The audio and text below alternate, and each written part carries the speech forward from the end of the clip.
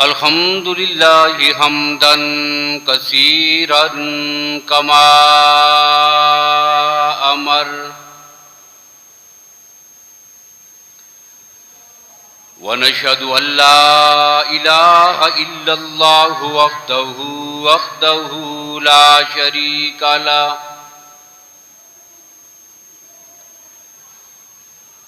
لا شریک له فی الخلق والامر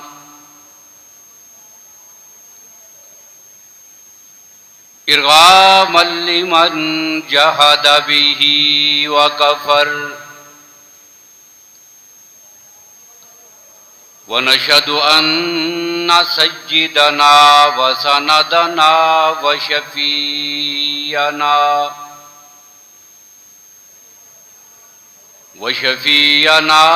محمدا عبده ورسوله اما بعد فاعوذ باللہ من الشیطان الرجیم بسم اللہ الرحمن الرحیم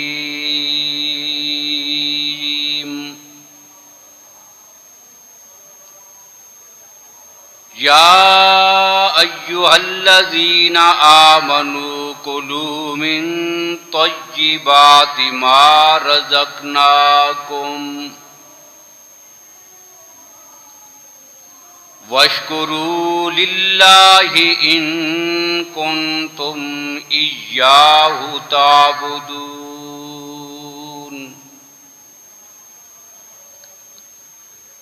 وقال اللہ تبارک و تعالی فی مقام آخر وَلَا تَأْكُلُوا أَمْوَالَكُمْ بَيْنَكُمْ بِالْبَاطِلِ صدق اللہ مولانا العظیم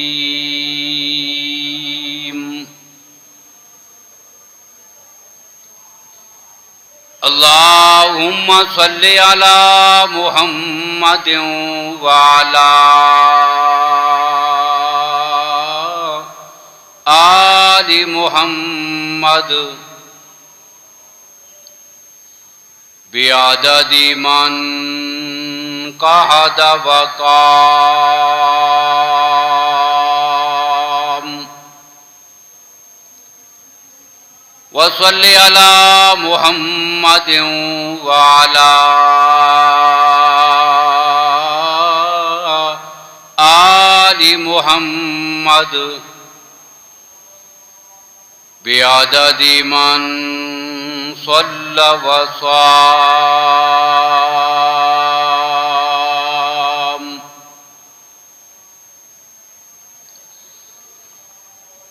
قابل صد احترام بزرگوں، بھائیوں، عزیز دوستوں، گزشتہ جمعہ میں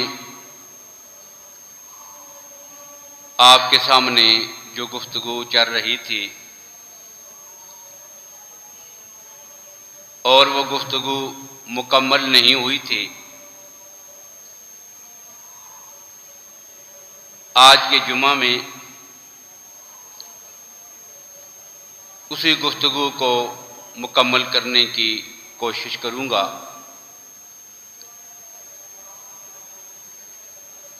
اس گفتگو میں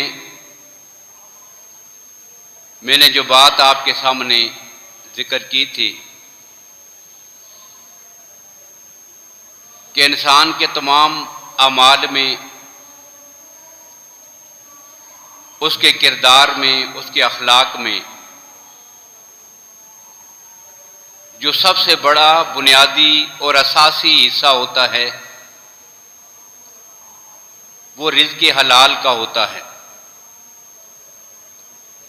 جب آدمی حلال اور حرام کی تمیز ختم کر دے اور اسے اس بات کا کوئی احساس نہ ہو کہ یہ حرام چیز ہے یا حلال ہے، تو پھر اللہ رب العالمین ایسے لوگوں سے نیک اعمال کی توفیق سلب کر لیتے ہیں۔ کوئی عمل ہوتا بھی ہے تو وہ اللہ کے ہاں قبول نہیں ہوتا۔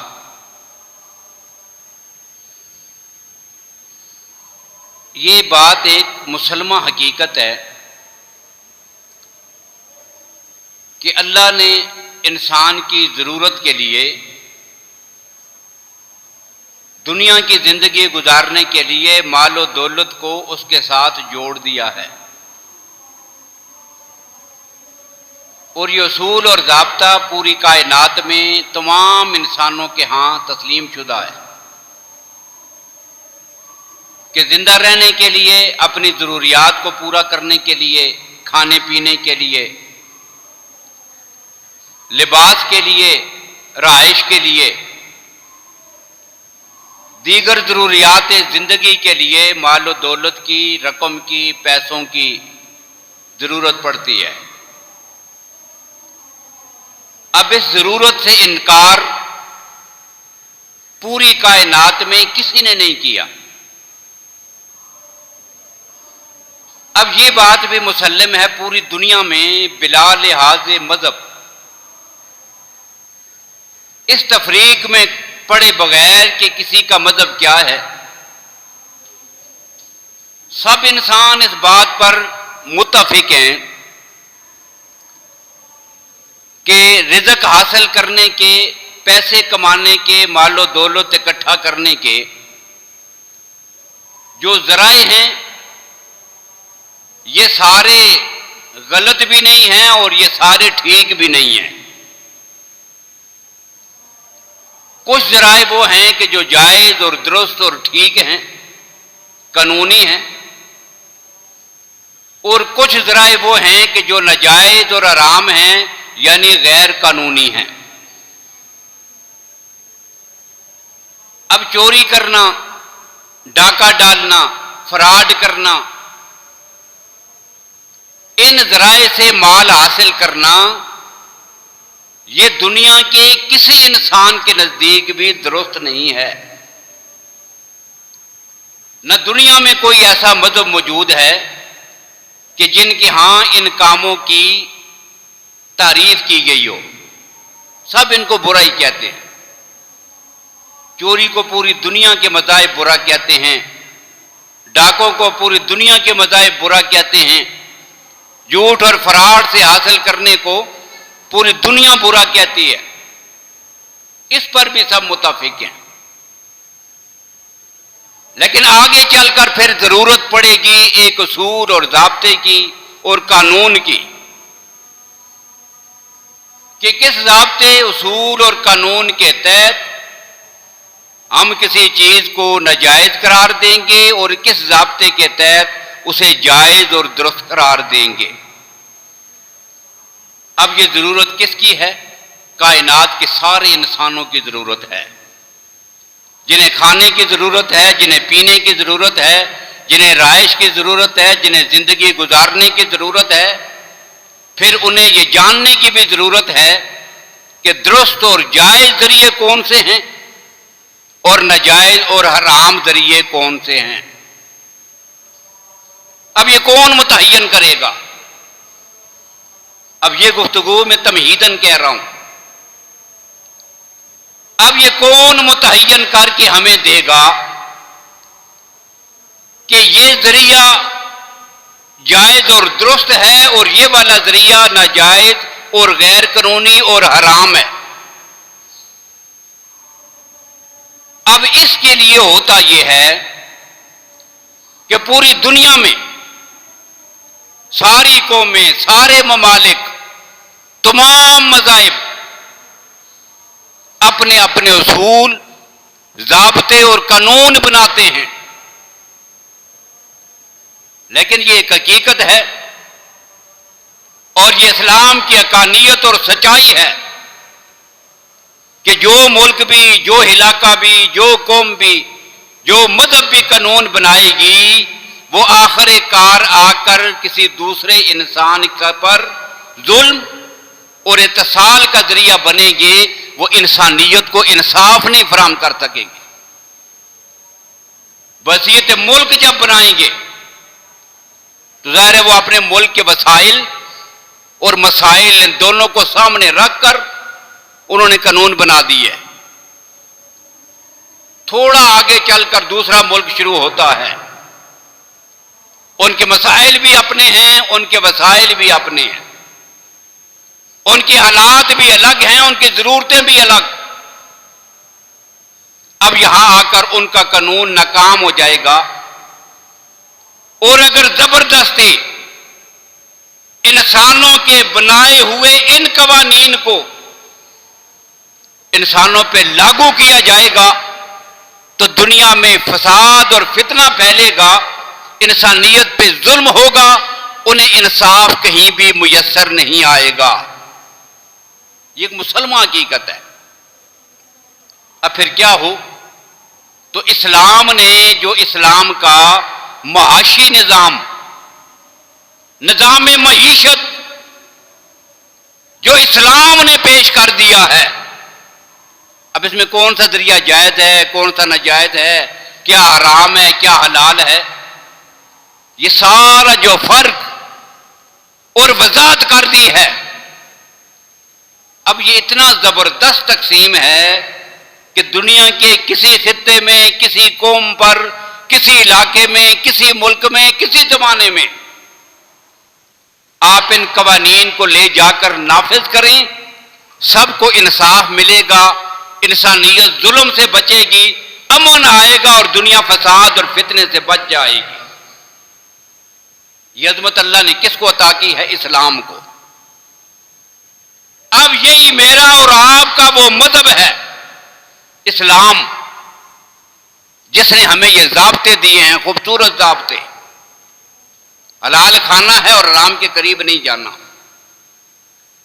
اب یہاں آگے جانے سے ایک بات اور بھی ذکر کر دوں، سورہ بقرہ کا جو حوالہ میں نے گزشتہ گفتگو میں دیا بھی تھا، اللہ نے ایک آیت میں کیا کہا؟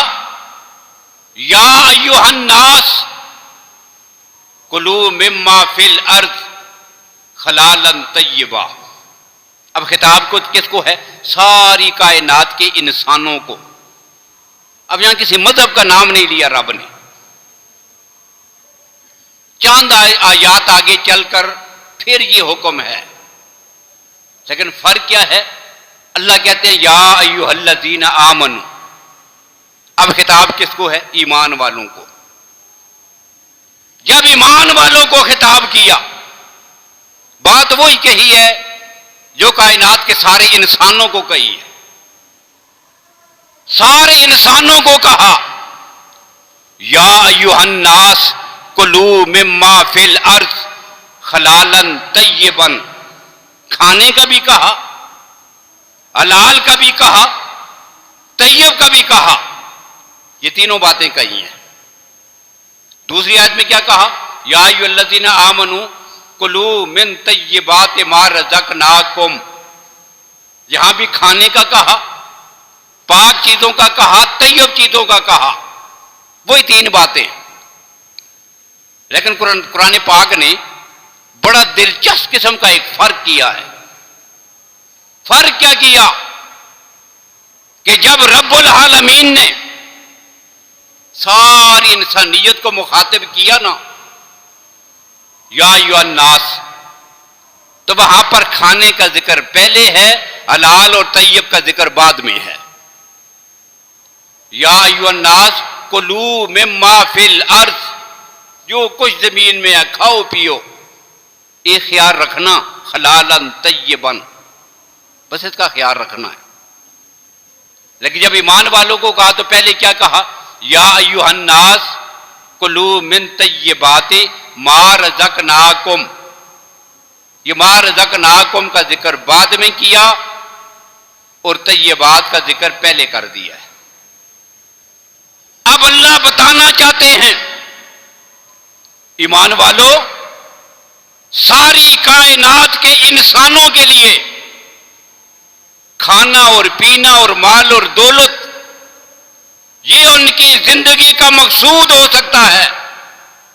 ان کی پہلی نظر اس بات پہ پڑے گی کیا ملا, کہاں سے ملا ہے. بعد میں سوچیں گے حلال ہے یا حرام, شاید سوچیں بھی نہ. لیکن ایک بندہ مومن کا مطمع نظر کیا ہے, اس کی زندگی کا مقصود یہ ہے کہ کھانے اور پینے کی طرف بعد میں سوچے گا, پہلے یہ سوچے گا کہ یہ حلال بھی ہے یا نہیں. اب اللہ نے یہ بات ذہن میں بٹھانے کے لیے جب کلمہ پڑھ لیا میرے نبی کا, اپنے آپ کو ایمان والے کہلاتے ہو, اب کھانے اور پینے کی فکر نہ کرو, پہلے یہ فکر تمہیں دامن گیر ہونی چاہیے کہ جو کچھ مجھے ملا ہے یہ حلال بھی ہے یا نہیں. اس کی طرف توجہ کرنا تمہارا کام ہے. اب پیچھے رہ گیا کھانا اور پینا.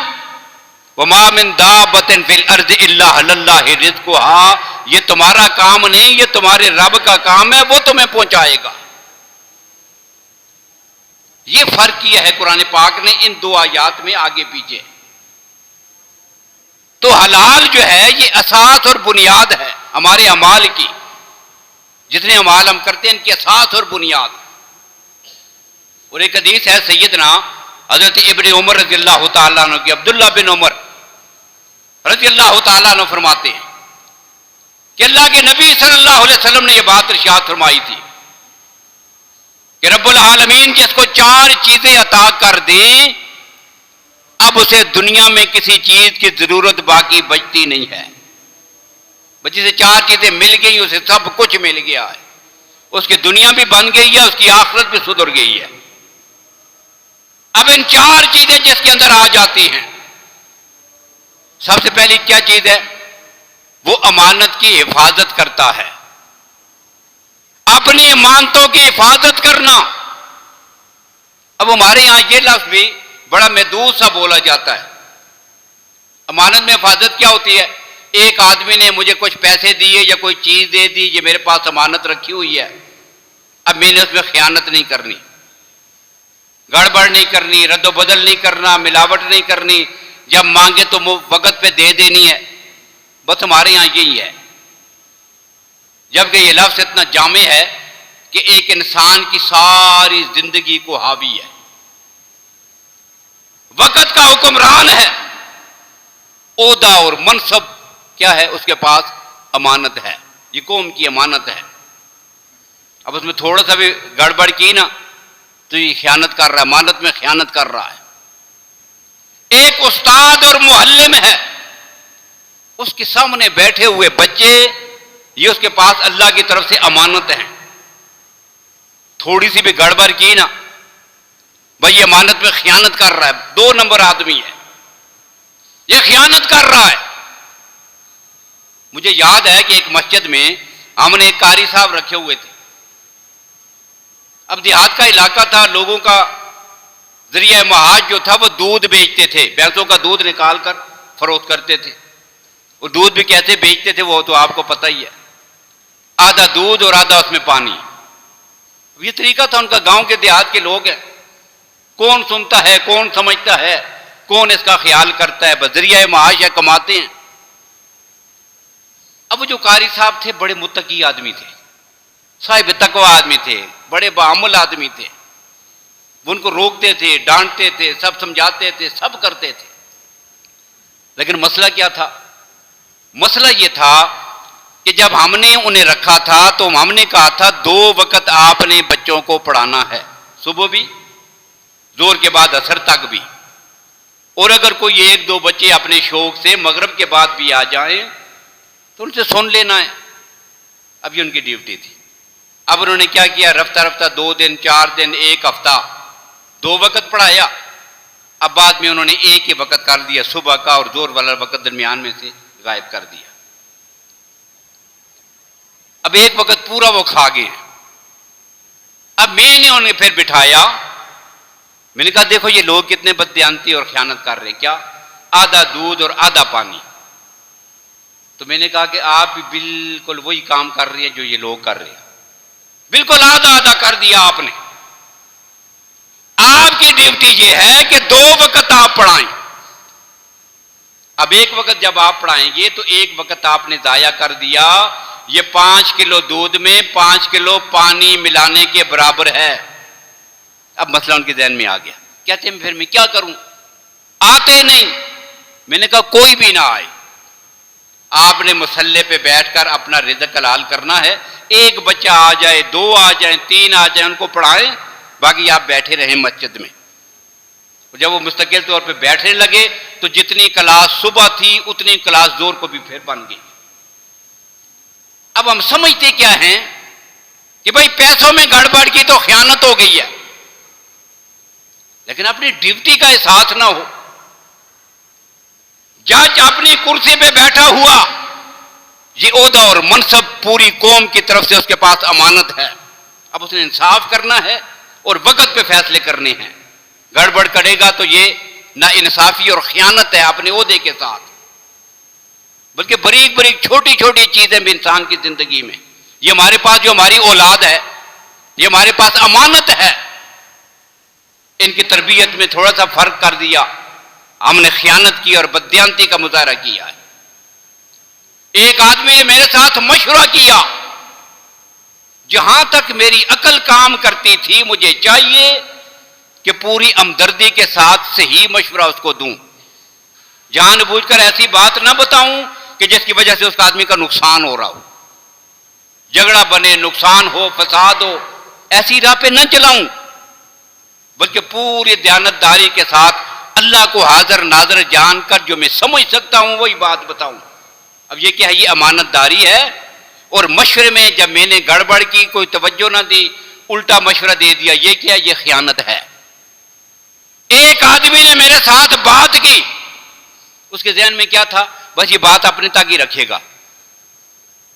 اب یہ بات اس کی میرے پاس کیا امانت ہے، اب کسی کو بتانی نہیں ہے، اگر بتاؤں گا تو یہ کیا ہوگی، خیانت ہے۔ اللہ کے نبی صلی اللہ علیہ وسلم نے فرمایا تمہاری جو مجلس ہے، 8-10 آدمی بیٹھے، کوئی باتیں کی، کوئی مشورہ ہوا، اب باقیوں کو پتہ ہی نہیں، 2 آدمی درمیان میں سے اٹھے، کسی کو بتا دی، اس کو بھی بتا دی، ادھر تک بھی اطلاع پہنچا دی، یہ کیا ہے، یہ خیانت ہے۔ تمہاری مجلسیں یہ امانت ہیں اور ان کو اسی طرح رہنے دینا یہ امانت داری ہے، تھوڑا سا بھی فرق کیا تو یہ کیا ہوگی، خیانت۔ تو پوری زندگی میں سارے اعمال میں اس بات کا خیال رکھنا ہے کہ امانت داری ہو اور خیانت نہ ہو۔ اب پہلی بات کیا فرمائی کہ جو امانت داری، امانت کی حفاظت کرتا ہے، یہ صفت ہے اس میں۔ دوسری بات، سچ بولتا ہے، جھوٹ نہیں بولتا۔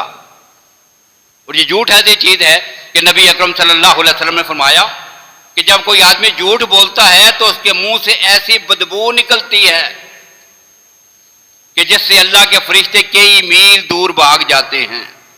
کتنا گند ہے، کتنی غلاظت ہے، کیا جھوٹ بولنا۔ اور ہم نے اپنا فن سمجھا ہوا ہے، بات بات پہ جھوٹ بولتے ہیں، کبھی سچی بات کہتے ہی نہیں۔ اس میں خوبی دوسری کیا ہے، وہ جھوٹ نہیں بولتا۔ اور نبی اکرم صلی اللہ علیہ وسلم نے اس آدمی کے لیے جنت کی ضمانت اٹھائی تھی کہ میں اس کے لیے جنت کی ضمانت دیتا ہوں کہ جو جھوٹ نہ بولتا ہو، وَإِنْ كَانَ مَازِحًا، مذاق میں بھی جو زندگی میں کبھی جھوٹ نہ بولتا ہو۔ ہم تو سیریس ہو کر جھوٹ بولتے ہیں، مذاق میں بھی جھوٹ نہ بولے، حتیٰ کہ حیوانوں تک، جانوروں کے ساتھ بھی جھوٹ نہ کرے۔ کیسے؟ اللہ کے نبی صلی اللہ علیہ وسلم ایک صحابی کے گھر دعوت پہ تشریف لے گئے، یا رسول اللہ میرے گھر آپ کی دعوت ہے۔ اب اللہ کے نبی ان کے گھر تشریف فرما تھے، پردے کے احکام نازل ہونے سے پہلے کی بات ہے۔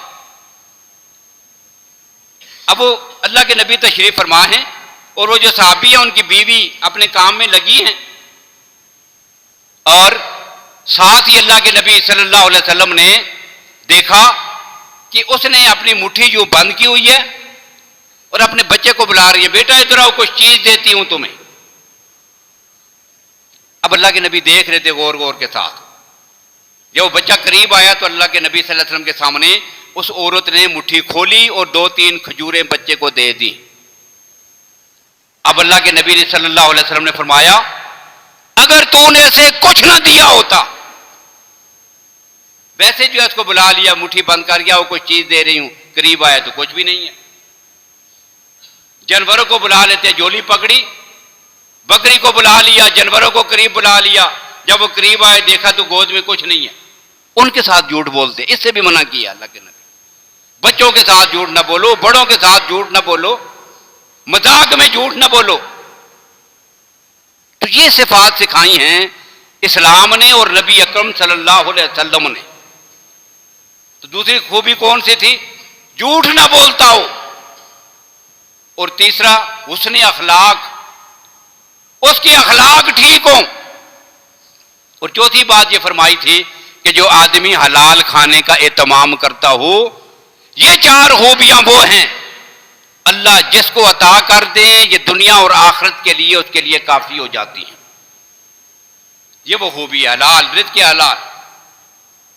اور ایک حدیث میں نبی اکرم صلی اللہ علیہ وسلم صحابہ کرام کی محفل میں تشریف فرما ہے، اتنے میں ایک صحابی کھڑے ہوئے، کون؟ سیدنا حضرت سعد بن ابی وقاص رضی اللہ تعالیٰ عنہ۔ یہ مکہ مکرمہ کے صحابی ہیں، مہاجر ہیں، اور یہ کون شخص ہے؟ اس کا تعلق رسول اللہ صلی اللہ علیہ وسلم کی والدہ کے خاندان کے ساتھ تھا۔ آپ کے والدہ محترمہ قبیلہ بنو زورہ کے ساتھ آپ کا تعلق تھا، اب یہ بھی اسی خاندان کے تھے۔ اور اللہ کے نبی صلی اللہ علیہ وسلم اس نوجوان سے، چھوٹی عمر کا نوجوان لڑکا تھا، نوخیز لڑکا، سابقون الاولون میں سے، آغاز میں جس نے پیغمبر کا کلمہ پڑھا تھا۔ اور یہ وہ صحابی ہے کہ جس نے غزوہ بدر میں اپنے بھائی کے ساتھ شرکت کی، غزوہ بدر میں اپنے بھائی کے ساتھ ہیں، غزوہ احد میں شرکت کی۔ اور جب غزوہ بدر میں جا رہے تھے، اب ان کو تو اجازت مل گئی، لیکن ان کا بھائی عمیر جو ہے وہ چھوٹا تھا۔ اب اللہ کے نبی صلی اللہ علیہ وسلم نے دیکھا یہ چھوٹا بچہ ہے، یہ بھی جا رہا ہے، رسول اللہ صلی اللہ علیہ وسلم نے انہیں غزوہ احد میں انہیں واپس کر دیا۔ اب وہ رونے لگا کہ یہ بڑے بھائی کو آپ بھیج رہے ہیں اور چھوٹے کو نہیں بھیج رہے، مجھے نہیں بھیجتے ساتھ۔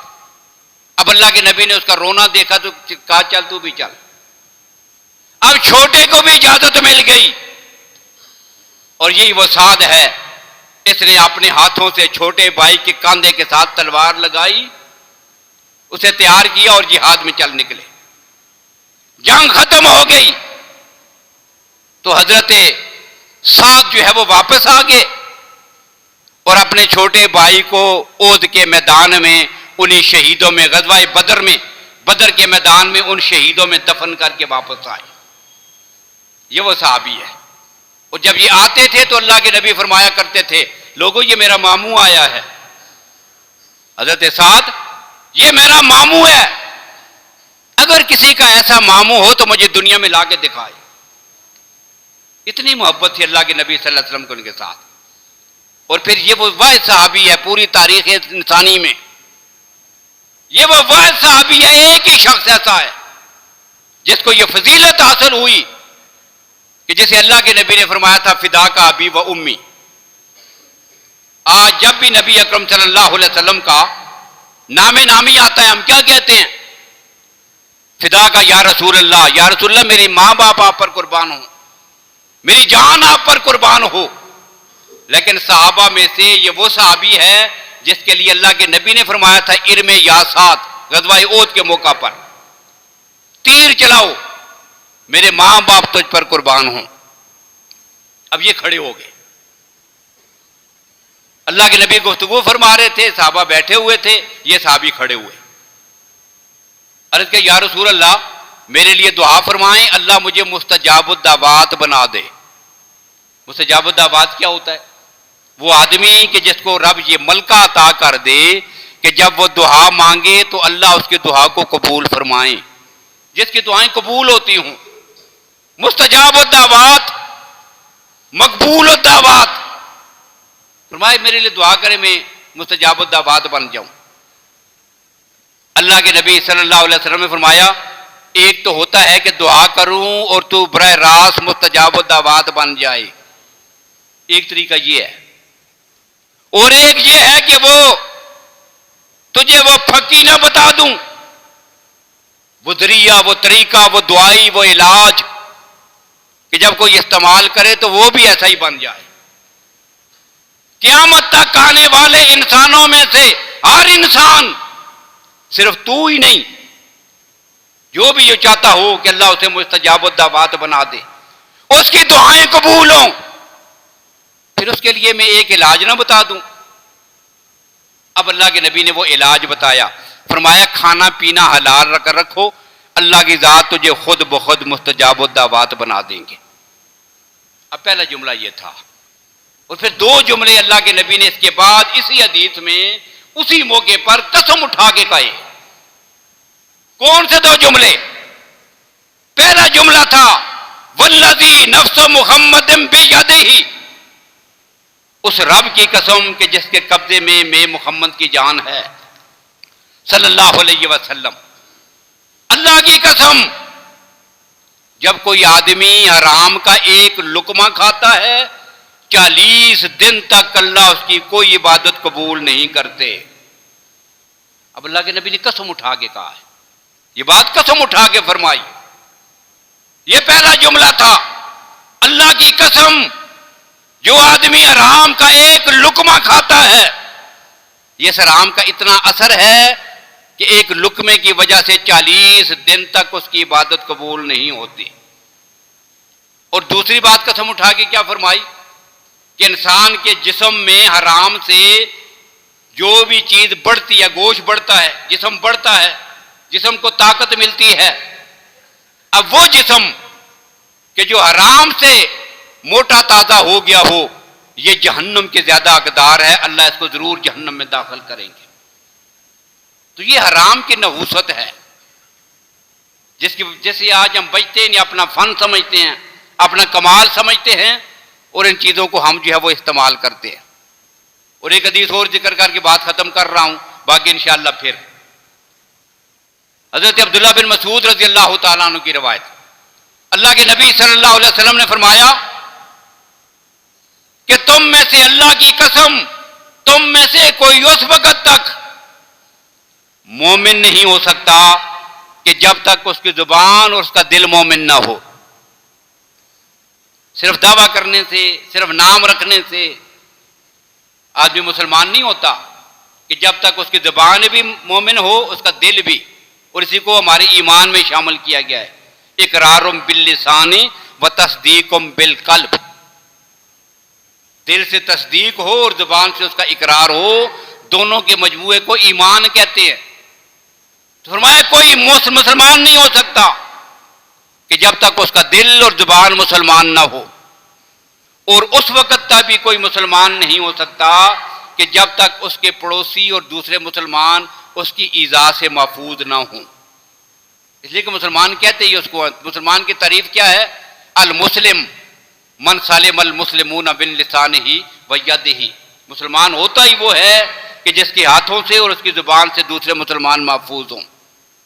اب دو باتیں تو یہ تھی، اب حلال اور حرام کے بارے میں ایک جملہ، اور حرام کے متعلق 3 چیزیں ذکر کی ہیں، بس وہ ذکر کر رہا ہوں اور بات ختم کرتا ہوں۔ فرمایا یہ جو تم پیسے مال کماتے ہو، دولت، اس کے 3 طرح کے مصرف ہیں انسان کی زندگی میں، بس خرچ کرنے کے 3 ذریعے ہیں۔ ایک کیا ذریعہ ہے؟ آدمی اس کو نیکی کے کام میں لگا لے، صدقہ کرے، خیرات کرے، اچھائی کے کاموں میں لگائے۔ اب یہ مصرف ہے اس کا۔ اب جو حرام اس کام میں لگائے گا تو اس کو ثواب کے بجائے الٹا عذاب دیا جائے گا۔ اللہ حرام مال میں سے صدقہ اور خیرات بھی قبول نہیں کرتے۔